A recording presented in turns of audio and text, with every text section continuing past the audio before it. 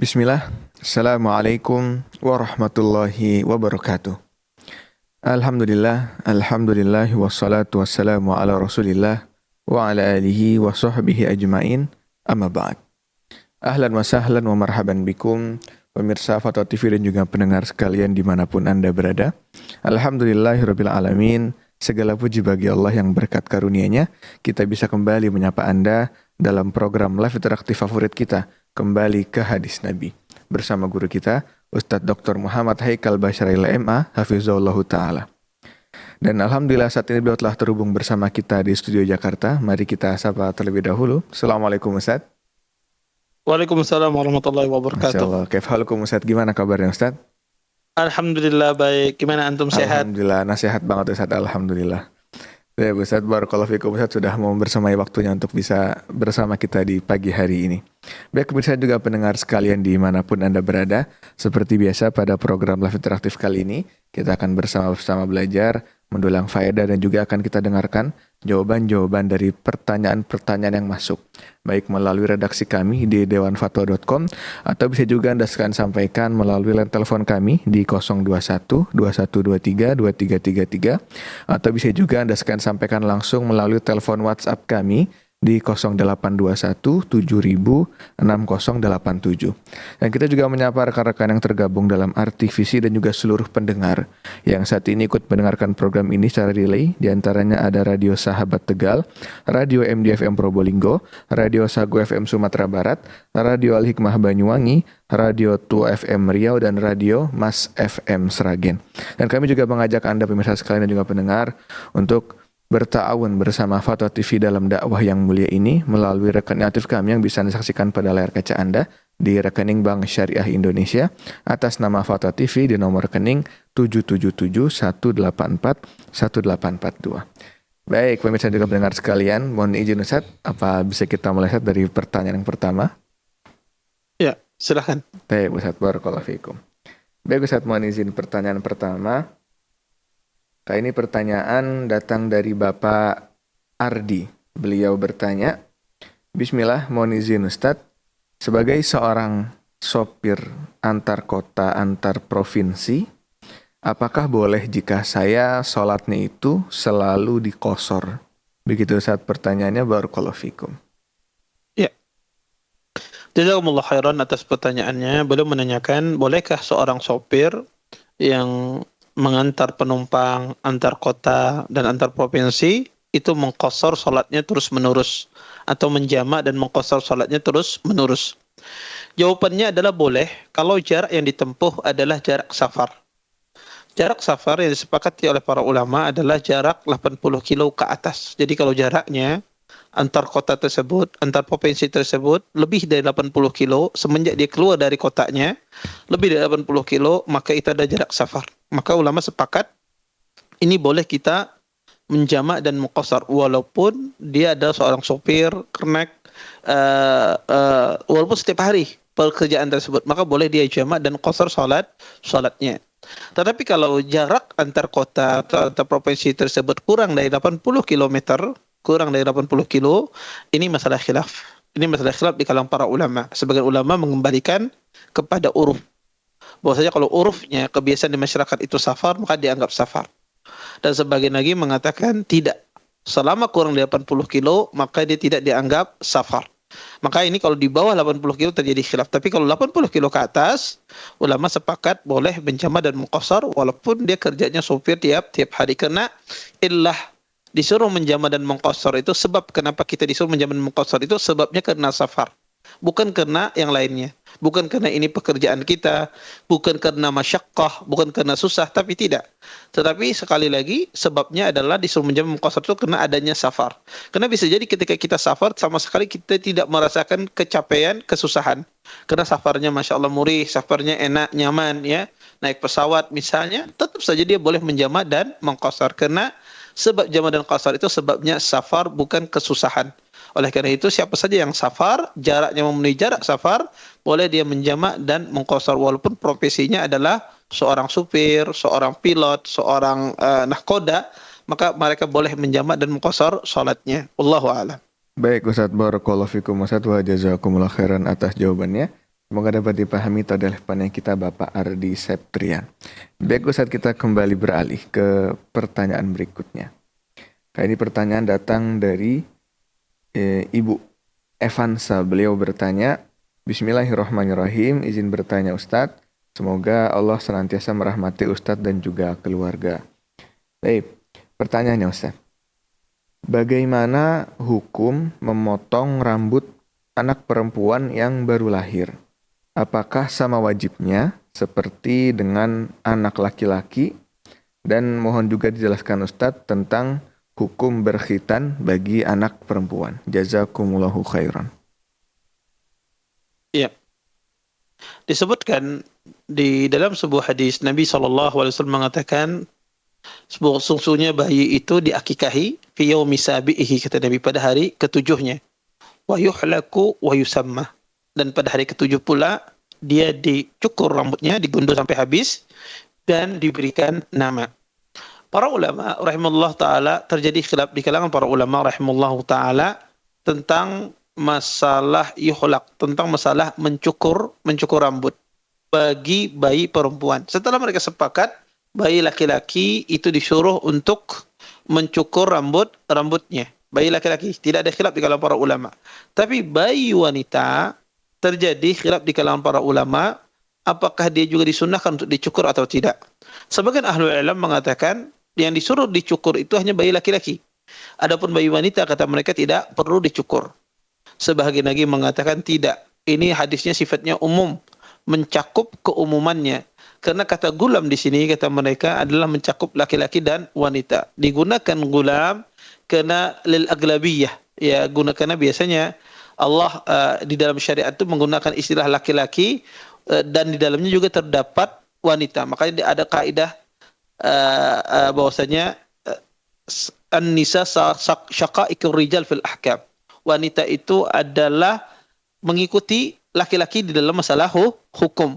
Oleh karena itu kata para ulama, hadis ini sifatnya umum, berlaku keumumannya, baik itu laki-laki ataupun wanita. Maka kalau ditanya saya pribadi, wallahu alam, saya memandang bahwasanya mencukur itu bagi bayi wanita itu juga dianjurkan, juga disunnahkan. Tidak hanya laki-laki saja, bayi wanita juga dianjurkan. Tapi kalau seandainya ada sebagian orang mengambil pendapat tidak mencukur, ya tidak mengapa. Karena toh hukum mencukur ini tidak wajib. Hukum mencukur ini sunnah saja, dan kesunnahannya ini diperselisihkan. Ada yang melihat itu sunnah, ada yang melihat itu tidak sunnah. Maka ini terjadi khilaf di kalangan para ulama rahimallahu taala. Tapi saya pribadi tadi berpandangan karena hadisnya sifatnya umum, maka berlaku keumumannya, baik itu laki-laki ataupun wanita. Ketika bayi baru lahir di usia 7 hari hendaknya dicukur. Tentunya mencukur bayi ini juga harus diperhatikan hal yang lain. Apakah bayi itu sudah bisa dicukur? Karena ada sebagian bayi itu lemah kepalanya, tidak bisa dicukur. Kalau seandainya tidak bisa dicukur, maka biarkan sampai nanti waktu yang memungkinkan untuk bisa dicukur.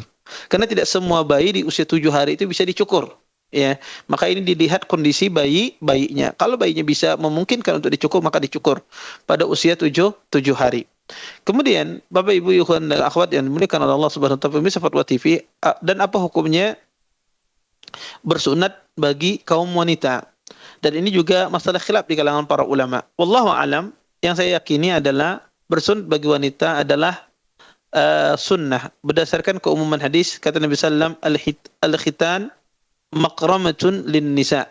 Kata Nabi sallallahu alaihi wasallam, sunat itu adalah kemuliaan bagi seorang wanita. Makramah, istilah makramah ini biasanya digunakan oleh ulama usul fiqh menunjukkan tentang sunnahnya sesuatu.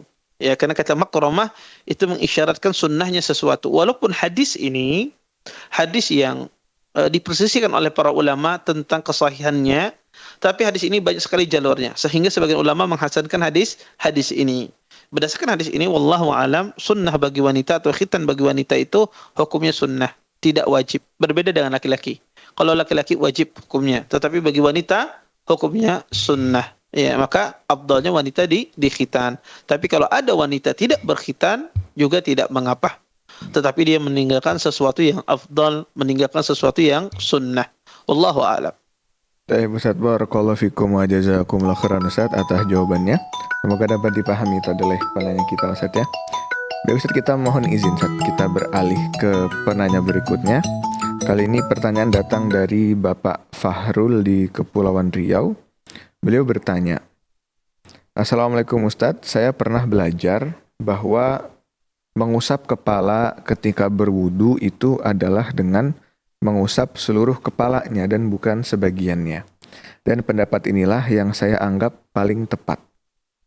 Lalu pada suatu ketika saya selesai berwudu, saya ragu apakah saya sudah membasuh semua kepalanya atau hanya sebagian. Akhirnya, karena saya tidak ingin was-was, saya langsung memilih pendapat yang mengatakan bahwa mengusap sebagian kepala saja itu sudah sah. Dan sampai sekarang, saya akhirnya memilih pendapat itu. Apakah sholat saya selama ini sah? Karena saya mengambil pendapat yang memudahkan bagi saya. Begitu Ustaz pertanyaannya, barakallahu fikum.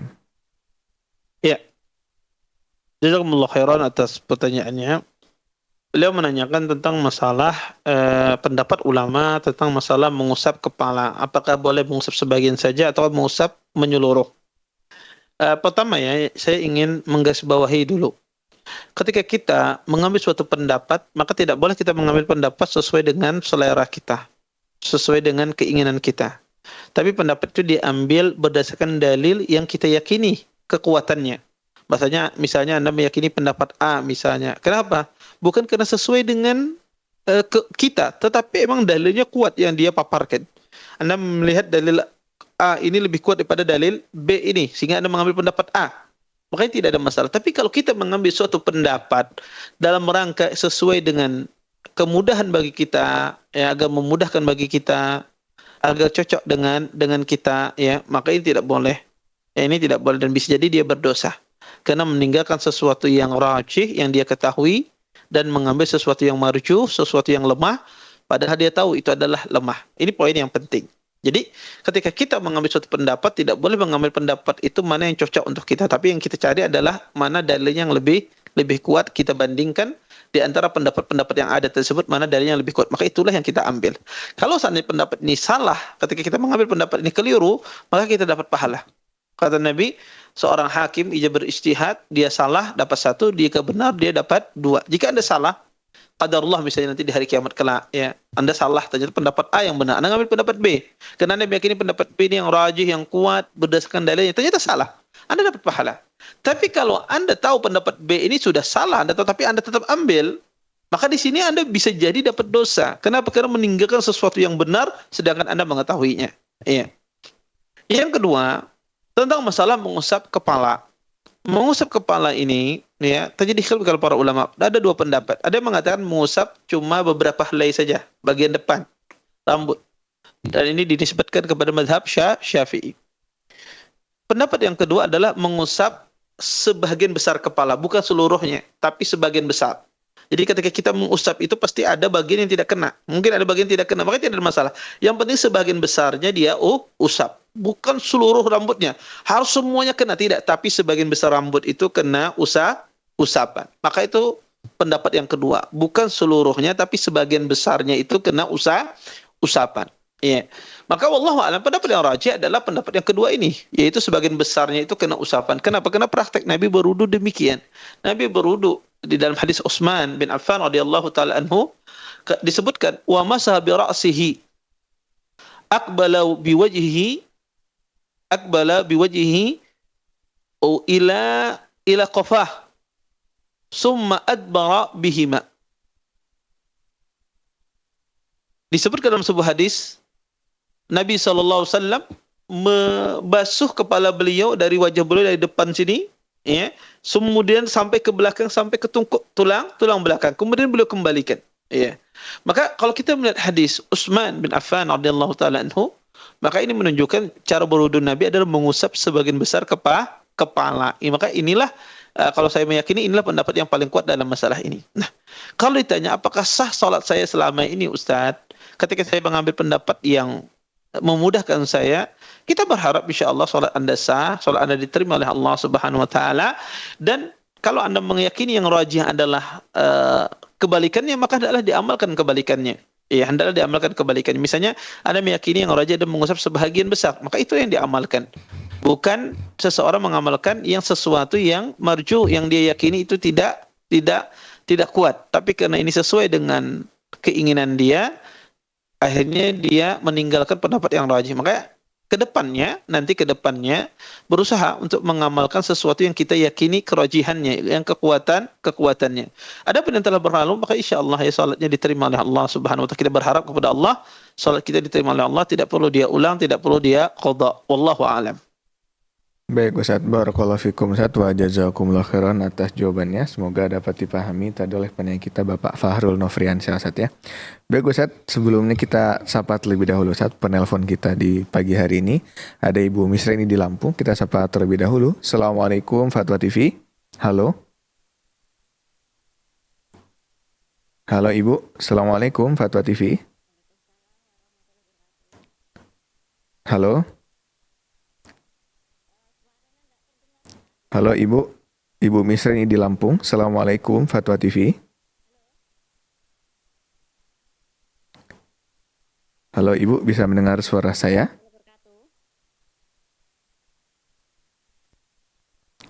Halo, Assalamualaikum Fatwa TV.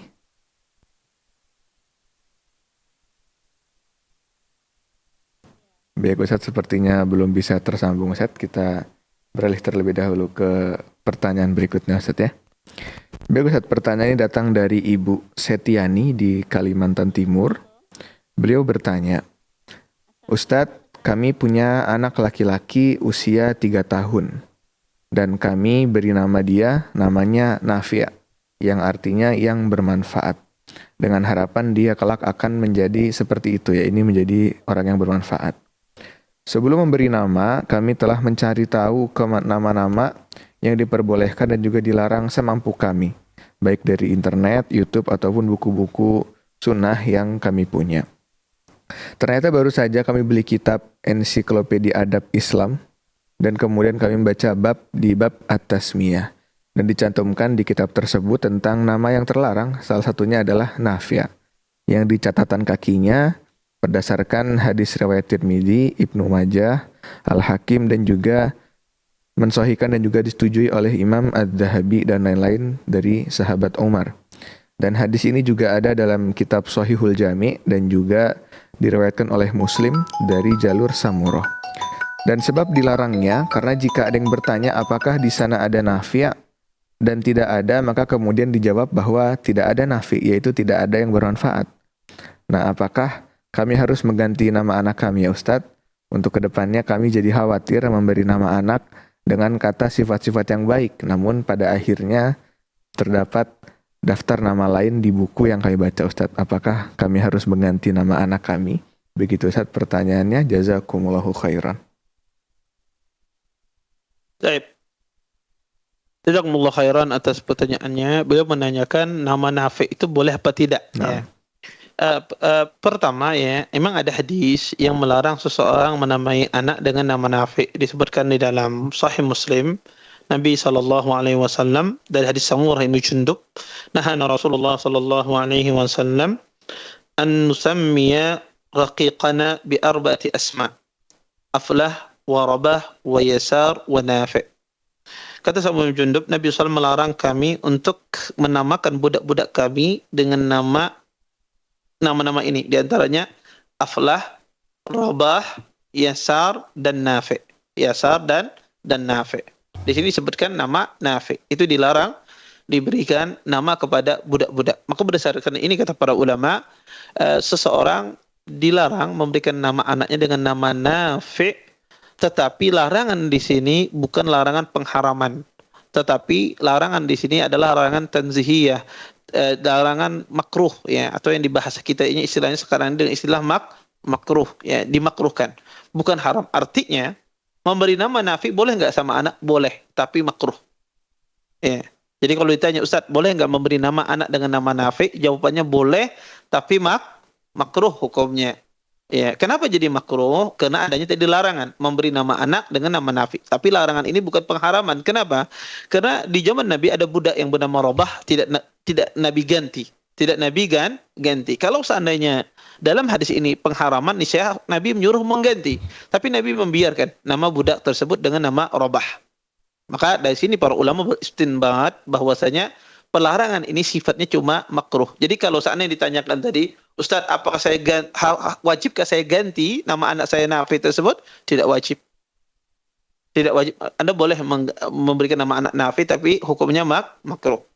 Tapi kalau saya ganti boleh tidak? Boleh saja. Kalau ada ingin mengganti yang lebih baik, misalnya, tidak masalah ganti Abdurrahman, Abdullah, misalnya, maka itu tidak mengapa. Wallahu a'lam. Baik Ustadz, barakallahu fikum Ustadz, wa jazakumullah khairan atas jawabannya. Semoga dapat dipahami itu oleh penanya kita Ibu Setiani di Kalimantan Timur. Baik Ustadz, kembali beralih ke pertanyaan berikutnya. Kali ini kita sapa terlebih dahulu Ustadz, Ibu Misrin di Lampung kembali terhubung. Kita sapa terlebih dahulu. Assalamualaikum Fatwa TV. Halo Ibu. Ibu Misreni. Halo, Assalamualaikum Fatwa TV. Bisa mendengar suara saya Ibu? Halo, Assalamualaikum Fatwa TV.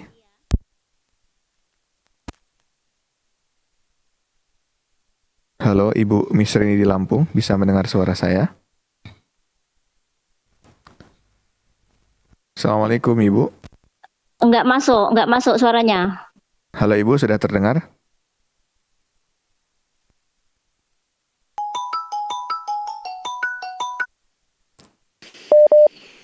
Halo, Ibu. Assalamualaikum. Ibu Misrini di Lampung, Assalamualaikum Fatwa TV. Baik Ustadz, sepertinya masih sulit Ustadz untuk terhubung kembali. Kita lanjut dulu Ustadz ke pertanyaan berikutnya. Nah, ini pertanyaan datang dari Ibu Salmah di Jawa Barat.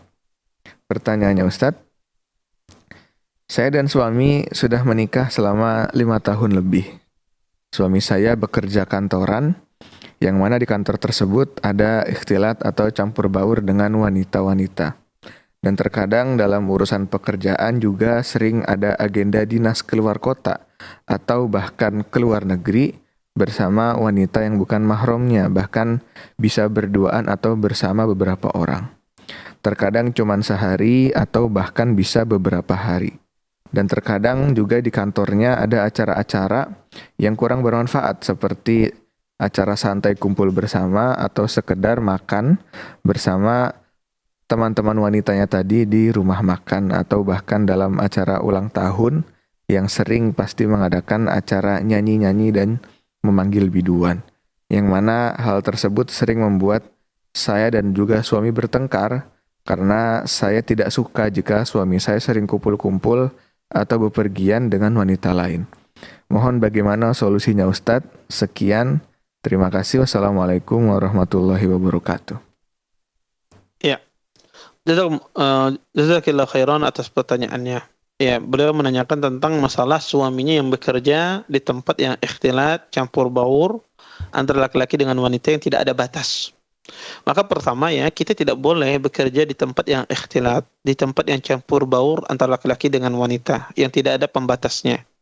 Ya, laki-laki bisa melihat wanita dengan sebebasnya, wanita bisa melihat laki-laki dengan sebebasnya. Maka tidak boleh seseorang bekerja di tempat-tempat tersebut, ya, campur baur antara laki-laki dengan wanita. Ya, maka hendaknya Anda sebagai seorang istri berikan nasihat dengan cara yang baik. Dengan cara yang baik kepada suami. Disuruh mungkin suaminya resign, cari pekerjaan yang lain. Dengan cara yang baik tentunya disampaikan. Terlebih lagi tadi disampaikan banyak sekali mudaratnya. Dia safar berduaan dengan wanita, kemudian kumpul dengan acara yang tidak jelas, mengundang bidan wanita, dan ini tentu tidak boleh. Semuanya ini ada sesuatu yang haram. Maka hendaknya dibicarakan baik-baik kepada suami kalau lingkungan kerjanya semacam itu, ikhtilat. Maka disuruh suami untuk ikhtiar, cari kerja yang lain yang lebih menjaga dirinya. Tentu disampaikan dengan cara yang baik, dengan cara yang lembut, dengan cara yang hikmah, ya. Selayaknya seorang istri menyampaikan kepada suaminya. Kalau seandainya suami tidak terima, maka Anda berusaha terus berdoa kepada Allah, minta sama Allah Subhanahu wa taala agar suami diberi petunjuk, diberi hidayah, dilapangkan hatinya, diluaskan hatinya untuk bisa meninggalkan pekerjaan yang semacam itu. Kalau seandainya pekerjaan tersebut tidak bisa dicegah, ya, atau selalu ikhtilat, ya, mengharuskan dia ikhtilat, maka berdoa kepada Allah agar selalu dilapangkan. Maka jangan pernah berputus asa. Kalau suaminya belum mau, Ustaz, gimana? Suami tidak mau, tidak mendengarkan saya, terus didakwahi, terus disampaikan dengan cara yang baik, dan terus berdoa kepada Allah, dan mudah-mudahan suaminya dilapangkan hatinya oleh Allah sehingga dia mencari pekerjaan yang layak, pekerjaan yang tidak bercampur baur antara laki-laki dengan wanita. Syukran, wassalamualaikum. Baik Ustaz, barakallahu fikum Ustaz wa jazakumullah khairan atas jawabannya. Semoga dapat menjadi solusi dan juga pelajaran Ustaz bagi kita dan juga pemirsa dan juga pendengar sekalian di rumah. Mohon izin Ustaz, kita kembali beralih ke pertanyaan berikutnya. Kami datang dari Bapak Depri di DKI Jakarta. Baik Ustaz, kita sapa terlebih dahulu penelpon kita Ustaz. Ada Ibu Yanti di Sumatera Barat. Kali ini kita sapa terlebih dahulu. Halo, Assalamualaikum Fatwa TV. Ibu Yanti, halo, Assalamualaikum. Ibu Yanti di Sumatera Barat. Halo Ibu, Assalamualaikum Fatwa TV. Halo Ibu, bisa mendengar suara saya? Halo, Assalamualaikum.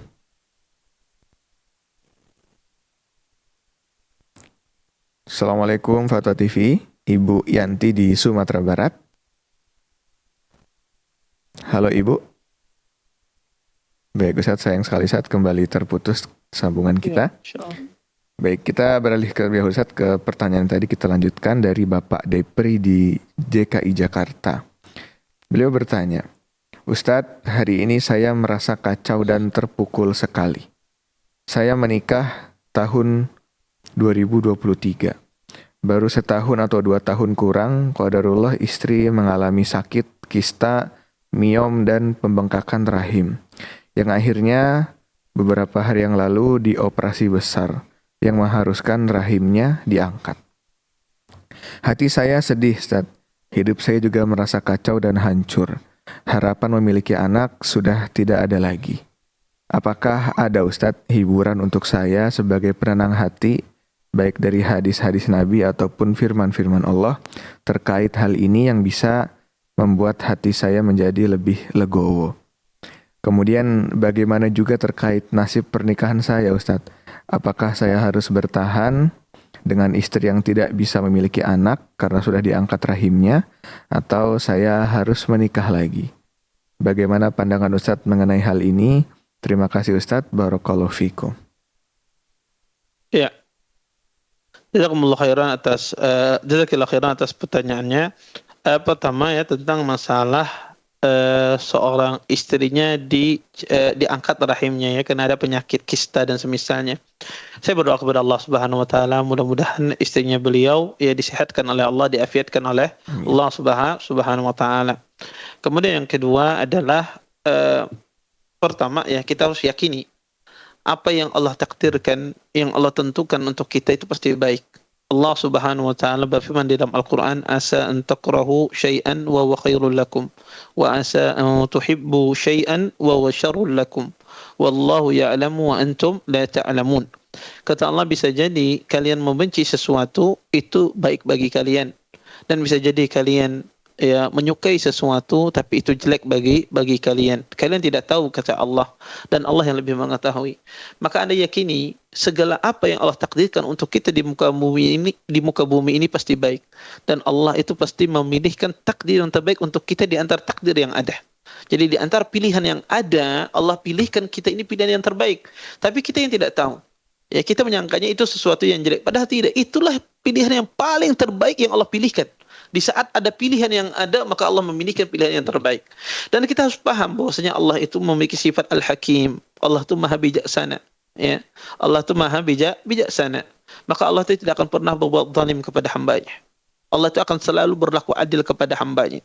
Maka kita harus pahami, ketika kita dapat ujian semacam ini, maka Allah itu pasti dengan kehakimannya, dengan kehikmahnya, ya, dengan kelembutannya, ya, pasti Allah carikan sesuatu yang paling baik dalam kehidupan kita. Karena Allah tidak mungkin zalim.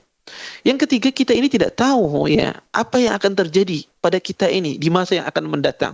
Dan kita sendiri ini tidak tahu tentang kehidupan kita ini secara mendetail, tapi Allah tahu tentang kehidupan kita ini secara mendetail. Sebelum kita diciptakan, ya, sampai kita diciptakan dan setelah kita meninggal, maka Allah tahu ya sejarah kehidupan kita ini kemana ujungnya, kemana apa yang harus kita alami. Ketika Allah ya mengetahui kehidupan manusia secara detail, ya, maka kita harus bersunudzan kepada Allah. Ya, karena kita tidak tahu, pastilah Allah tahu bahwasanya ini yang terbaik bagi hambanya. Kalau seandainya dia memilih ini, maka tidak akan baik dalam kehidupannya. Maka dengan demikian seorang muslim selalu dia berhusnuzan, berbaik sangka kepada Allah. Ketika diambil anaknya, ketika diangkat rahimnya, maka harus dia yakini ini pasti yang terbaik dalam kehidupannya.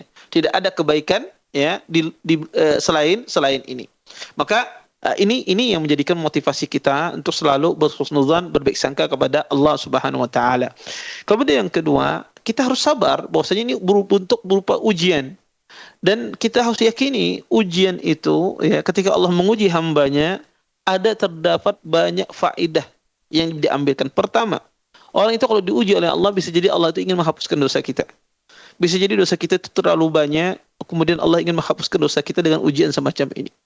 Kemudian yang kedua, Allah itu menginginkan kebaikan kepada kita. Di antara bentuk kebaikan dengan musibah ini adalah Allah Subhanahu wa taala menjadikan hamba tersebut banyak beribadah.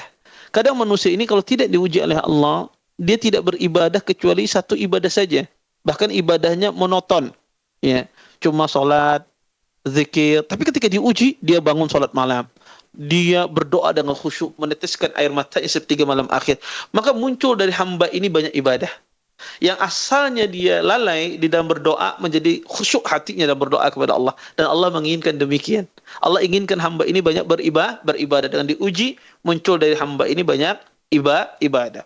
Kadang Allah menguji hamba, Allah ingin meninggikan derajat hamba sehingga menempatkan dia di surga yang paling tinggi, tetapi amalannya tidak cukup, amalannya tidak bisa menyampaikannya. Maka dengan ujian tersebut, maka ujian itu menyampaikan amalannya, menyampaikan dia ke surga.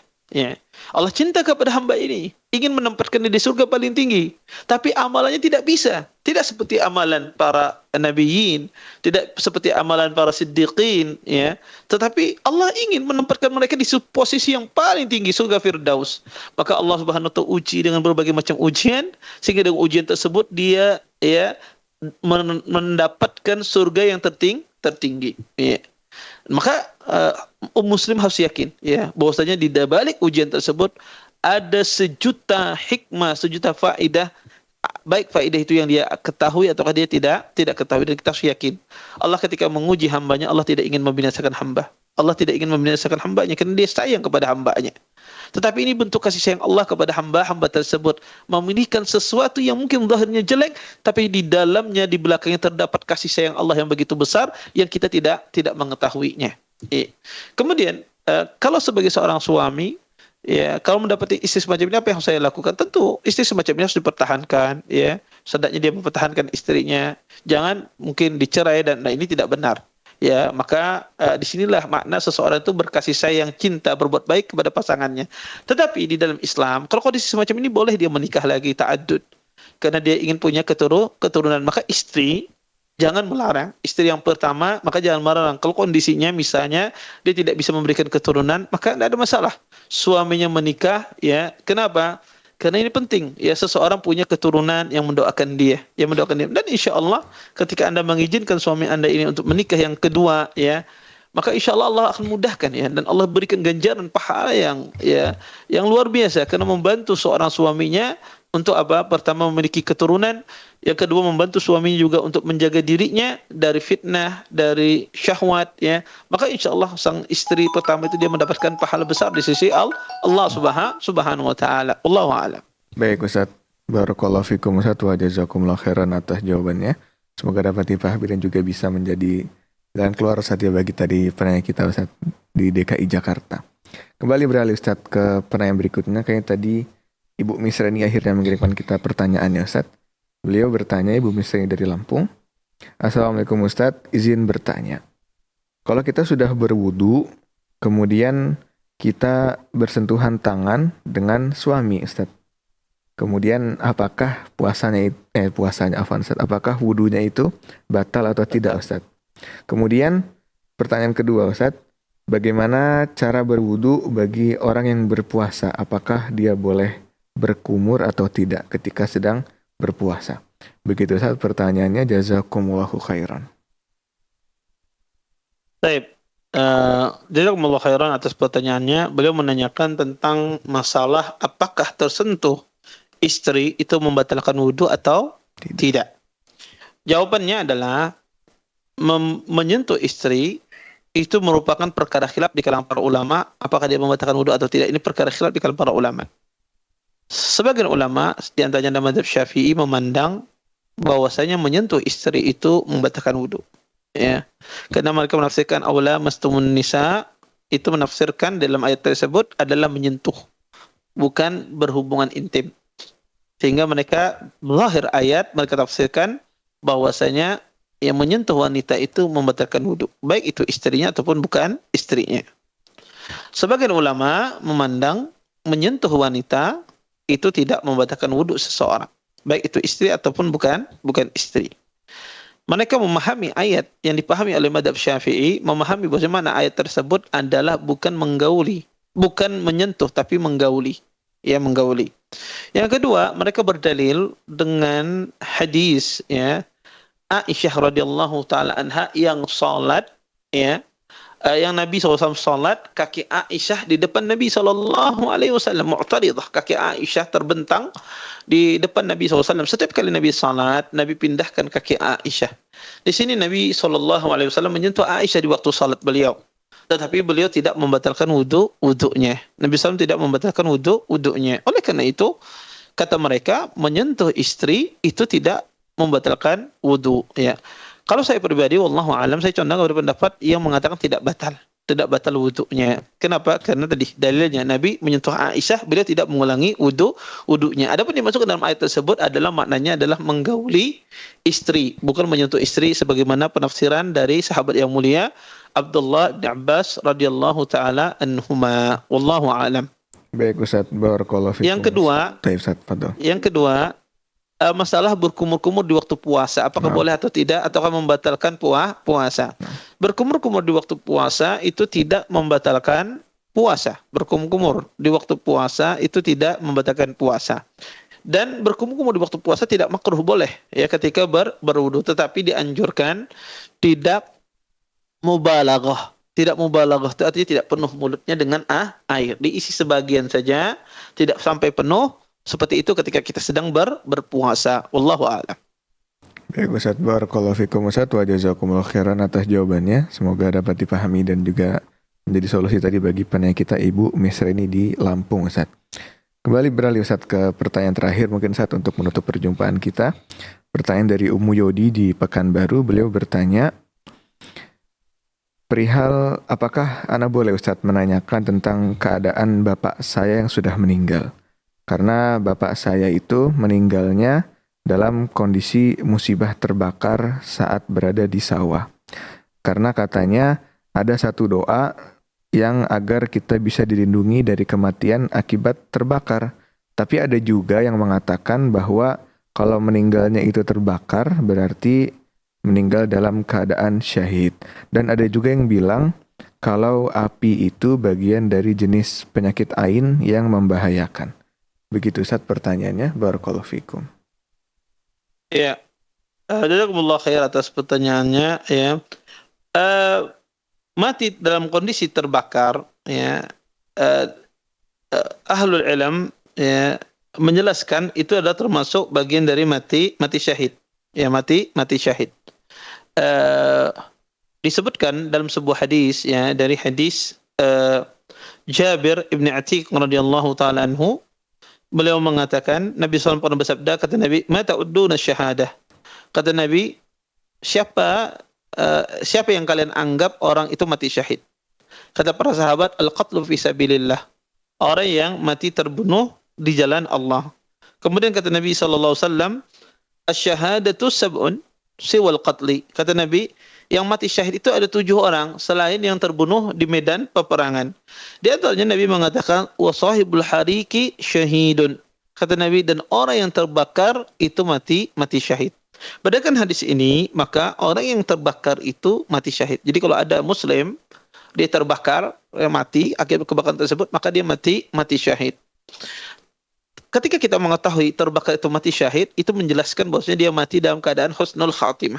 Jadi kalau Anda lihat ada orang mati terbakar, dia mati dalam keadaan husnul khatimah.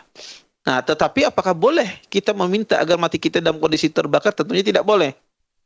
Ya. Walaupun mati tenggelam itu mati syahid, apakah kita minta sama Allah agar mati kita mati tenggelam? Tidak. Tentu kita minta kepada Allah diselamatkan, diafiatkan, ya, dijaga. Tetapi kalau kita terkena musibah tersebut, maka kita dapat pahala seperti pahala mati orang syahid. Kemudian yang ketiga, apakah orang terbakar itu sebagai azab? Tidak. Tidak sebagai azab. Kalau seandainya dia orang bertakwa kepada Allah, kalau seandainya dia orang yang taat dalam beribadah kepada Allah, ketika dia mati dalam terbakar, maka bukan bagian dari azab, ya. Bukan bagian dari azab. Kemudian, apakah boleh orang ya dia mencari mati syahid ya atau sengaja membakar dirinya agar mati syahid? Kita jawabannya tidak. Kalau ada orang sengaja membakar dirinya untuk mati syahid, maka kita katakan bukan mati syahid, itu bunuh diri. Itu mati su'ul khatimah. Ya, mati su'ul khatimah. Maka sebuah fadilah didapatkan kalau terpenuhi syaratnya. Mati syahid itu didapatkan, yang terbakar itu kalau terpenuhi syaratnya. Apa syaratnya? Datanya muslim. Yang kedua, dia tidak melakukannya dengan sengaja. Kalau dia melakukannya dengan sengaja, maka dia tidak dapat fadilah ini. Wallahu a'lam. Baik Ustaz, barakallahu fikum Ustaz wa jazakumullah khairan atas jawabannya. Semoga dapat dipahami oleh penanya kita tadi, Umu Yodi di Pekanbaru. Dan pertanyaan tadi juga sekaligus menutup perjumpaan kita Ustaz di pagi menjelang siang di hari Kamis ini. Dan kami ucapkan barakallahu fikum wa jazakumullah khairan kepada Ustaz yang telah bersedia meluangkan waktunya dan juga memberikan ilmunya kepada kita semua di pagi hari menjelang siang ini. Ustaz, barakallahu fikum. Baik, pemirsa juga pendengar sekalian, usai sudah perjumpaan kita pada program interaktif Fatwa TV, kembali ke hadis Nabi bersama guru kita tadi Ustadz Dr. Muhammad Haikal Basrail MA hafizahullah ta'ala. Dan sebelum kami tutup, kami kembali mengajak Anda untuk bisa manfaatkan peluang dalam bersama Fatwa TV dalam ta'awun dalam dakwah yang mulia ini melalui rekening advokasi kami yang bisa disaksikan pada layar kaca Anda di rekening Bank Syariah Indonesia atas nama Fatwa TV di nomor rekening 777-184-1842. Dan kami juga ingatkan bahwa setiap sore di jam 3:30 setiap hari Kamis akan ada live serial Zikir-Zikir yang Sahih dalam Ibadah bersama guru kita Ustadz Dr. Muhammad Haikal Basrail MA hafizahullah ta'ala setiap hari Kamis di jam 3:30 sore. Kami ucapkan barakallahu fikum wa jazakumullah khairan kepada pemirsa dan juga pendengar sekalian atas partisipasi Anda semuanya dalam aktif menyampaikan pertanyaan baik melalui rekening kami, baik melalui redaksi kami di dewanfatwa.com atau juga menyampaikan melalui telepon kami. Dan terakhir kami mewakili kru yang bertugas pada hari ini pamit undur diri dari ruang dengar Anda juga layar kaca Anda sekalian. Kami ucapkan barakallahu fikum wa jazakumullah khairan. Assalamualaikum warahmatullahi wabarakatuh.